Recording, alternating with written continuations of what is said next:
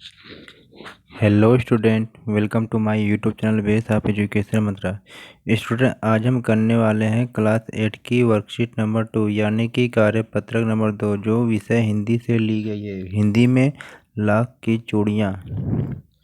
तो चलिए स्टूडेंट, हम शुरू करते हैं आज की वीडियो शुरू करने से पहले प्लीज़ हमारे चैनल को सब्सक्राइब करिए और इस वीडियो को पूरा अंत तक देखिए और इस वीडियो को अपने दोस्तों के साथ लाइक और शेयर ज़रूर करें। चलिए हम शुरू करते हैं आज की वीडियो।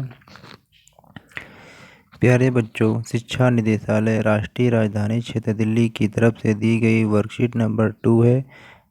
क्लास 8 की ये वर्कशीट है। विषय है हिंदी में लाख की चूड़ियाँ। सभी स्टूडेंट यहाँ पर अपना नाम, यहाँ पर अपने क्लास टीचर का नाम लिखेंगे। ये जो हमारी वर्कशीट है, ये वर्कशीट 8 अप्रैल 2021 की वर्कशीट है। बच्चों, पिछले कार्यपत्रक संख्या 1 में हमने पढ़ा कि बदलू गांव में लाख की चूड़ियाँ बनाने का काम करता है और वह लेखक को सुंदर सुंदर लाख की गोलियाँ बनाकर देता था। बदलू नीम के पेड़ के नीचे बैठकर अपना काम करता था। वह भट्ठी में लाख पिघलाया करता और लकड़ी की चौखट पर लाख के मुलायम होने पर उसे सलाख के समान पतला करके चूड़ी का आकार देता। बाद में वह उन पर रंग करता। और अब इसे आगे पढ़ते हैं आज की वर्कशीट के माध्यम से। बदलू यह कार्य सदा ही एक मचिए पर बैठकर किया करता था, जो बहुत ही पुरानी थी। बगल में उसका हुक्का रखा रहता, जिसे वह बीच बीच में पीता रहता। गांव में मेरा दोपहर का समय अधिकतर बदलू के पास बीतता है। यह कौन लेखक के द्वारा कही गई बात है। वह मुझे लला कहा करता और मेरे पहुंचते ही मेरे लिए तुरंत एक मचिया मंगा देता। मैं घंटों बैठे बैठे उसे इस प्रकार चूड़ियाँ बनाते देखता रहता। लगभग रोज ही वह 4-6 जोड़े चूड़ियाँ बनाता। पूरा जोड़ा बना लेने पर वह उसे बेलन पर चढ़ाकर कुछ क्षण चुपचाप देखता रहता, मानो वह बेलन न होकर किसी नववधू की कलाई हो। यानी कि जो बदलू था, इसका काम चूड़ियों का होता था। बदलू मनिहार था। मनिहार का अर्थ होता है चूड़ियाँ बेचने वाला। चूड़ियाँ बनाना उसका पैतृक पेशा था, मतलब कि उसके पिताजी भी यही काम करते रहे होंगे और वो भी यही काम कर रहा है। और वास्तव में वह बहुत ही सुंदर चूड़ियाँ बनाता था। उसकी बनाई हुई चूड़ियों की खपत भी बहुत थी। उस गांव में तो सभी स्त्रियां उसकी बनाई हुई चूड़ियां पहनती थीं। आसपास के गांव के लोग भी उससे चूड़ियां ले जाते थे, परंतु वह कभी भी चूड़ियों को पैसे से बेचता न था। यानी कि जब बदलू जो भी चूड़ी बेच देता था किसी को, उसके बदले में वो पैसा नहीं लेता था। तो फिर पैसा अगर नहीं लेता था तो उसका काम कैसे चलता था। तो पहले लोग करते क्या थे, अक्सर कि वस्तु के बदले में वस्तु देते थे, जिसे वस्तु विनिमय कहते हैं। यानी कि वो किसी को चूड़ी देकर किसी से राशन ले लेता था, किसी से और भी ज़रूरत की चीज़ें लेता था। उसका अभी तक वस्तु विनिमय का तरीका था और लोग अनाज के बदले उससे चूड़ियाँ ले जाते। बदलू स्वभाव से बहुत सीधा था। मैंने कभी भी उसे किसी से झगड़ते नहीं देखा। जैसे आप भी देखते हैं कि जो लोग सीधा रहते हैं वो बहुत कम ही लोगों से झगड़ते हैं। हाँ, शादी विवाह के अवसर पर वह अवश्य जिद पकड़ जाता था। जीवन भर चाहे कोई उससे मुफ्त चूड़ियाँ ले जाए, परंतु विवाह के अवसर पर वह सारी कसर निकाल लेता। आखिर सुहाग के जोड़े का महत्व ही और होता है। मुझे याद है, मेरे मामा के यहाँ किसी लड़की के विवाह पर जरा सी किसी बात पर बिगड़ गया था और फिर उसको मनाने में लोहे लग गए थे। मतलब कि जो कोई बिगड़ जाए या गुस्सा कर जाए जल्दी मानते नहीं हैं। विवाह में इसी जोड़े का मूल्य इतना बढ़ जाता था कि उसके लिए उसकी घरवाली को सारे वस्त्र मिलते, ढेरों अनाज मिलता, उसको अपने लिए पगड़ी मिलती और रुपए जो मिलते सो अलग। यदि संसार में बदलू को किसी बात पर चिढ़ थी या बात से चिढ़ थी तो वह थी कांच की चूड़ियाँ।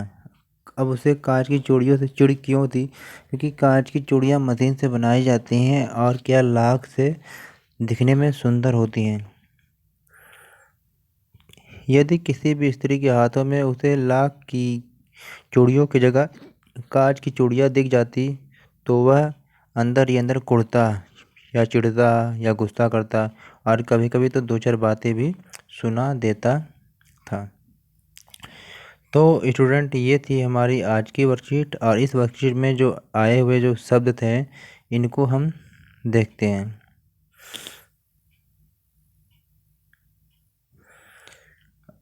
इन शब्दों में मचिया था। मचिया का मतलब होता है कि जो बैठने के उपयोग में लाने वाला एक सुतली का बना हुआ था, छोटी सी चौकोर की खाट की तरह होता है। अब मनिहार का अर्थ हमने आपको बताया था कि जो चूड़ी बेचने वाला होता है। पैतृक मतलब कि जो पूर्वजों का जो काम है, जैसे पिता हमारे जो काम करते आ रहे हैं उस काम को हम कर रहे हैं, हमारे बाद हमारा बेटा करेगा, ये पुश्तैनी होती थी। वस्तु विनिमय मतलब कि रुपए पैसे न लेकर वस्तु के बदले में दूसरी वस्तु लेना। कसर मतलब होता है घाटा पूरा करना। अब चलते हैं क्वेश्चन को करते हैं। प्रश्न एक है, सोच कर लिखें कि आप अपने मित्रों या भाई बहन से किस प्रकार वस्तु विनिमय करते हैं।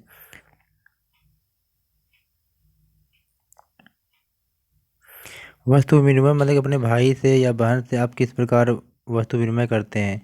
तो अक्सर होता क्या कि इसमें लोग मित्रों और भाई बहनों में तो वस्तु विनिमय अक्सर होता रहता है। जैसे मैं अपनी बहन से कोई भी वस्तु लेकर उसको कोई दूसरी वस्तु देता हूँ। अब यहाँ पर मैंने क्या अपनी बहन से जैसे घड़ी मांग कहता हूँ घड़ी दे दो, और मैं तुम्हें कोई एक सुंदर सा गिफ्ट दे दूँगा। और फिर मैं अपने मित्र को क्या कहता हूँ कि कि ये तुम अपनी पेन मुझे दे दो, अब मेरी पेन ले लो, या अपनी कॉपी मुझे दे दो, या मेरी ज्योमेट्री ले लो। तो अक्सर दोस्त क्या अदला बदली करते रहते हैं। सेकंड क्वेश्चन क्या है, बदलू गांव की स्त्रियों के हाथ में कांच की चूड़ियाँ पहनने देकर गुस्सा क्यों होता था।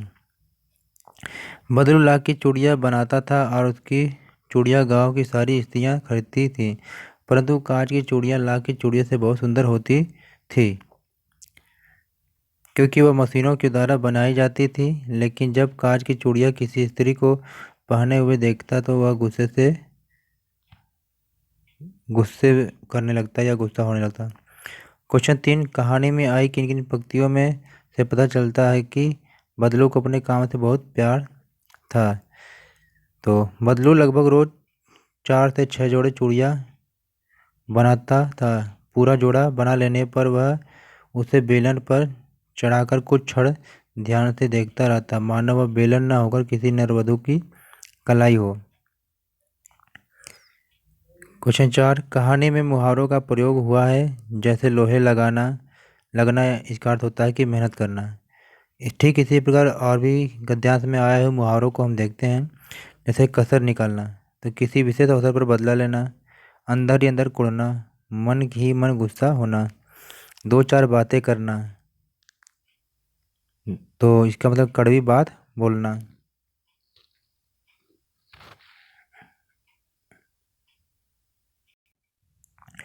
अब क्वेश्चन 5 देखते हैं। यदि आप भी छुट्टियों में जिनके घर जाते हैं उनके घर की दिनचर्या आपके घर से कैसे अलग होती है। जैसे हम क्या है छुट्टियों में अपनी नानी या मामा के घर जाते हैं तो उनके घर की दिनचर्या हमारे घर से बिल्कुल अलग होती है, क्योंकि वह गांव में रहते हैं। और गांव के लोगों को आप जानते ही हैं कि वो सुबह जल्दी ही उठ जाते हैं और अपने खेतों में काम करने के लिए निकल जाते हैं, और शाम को क्या है जल्दी लोग सो जाते हैं गांव में। लेकिन इसकी अपेक्षा देखा जाए तो शहर में लोग अक्सर क्या है लोग देर रात तक क्या है जागते रहते हैं और देर से सुबह भी उठते हैं। तो आई होप हमने इस वर्कशीट को बहुत इजीली तरीके से कंप्लीट किया। तो प्लीज़ हमारे चैनल को सब्सक्राइब करिए और इस वीडियो को अपने दोस्तों के साथ शेयर करिए और ज़्यादा से ज़्यादा लाइक करिए। Okay, take care, good bye. फिर मिलते हैं एक नई वीडियो के साथ।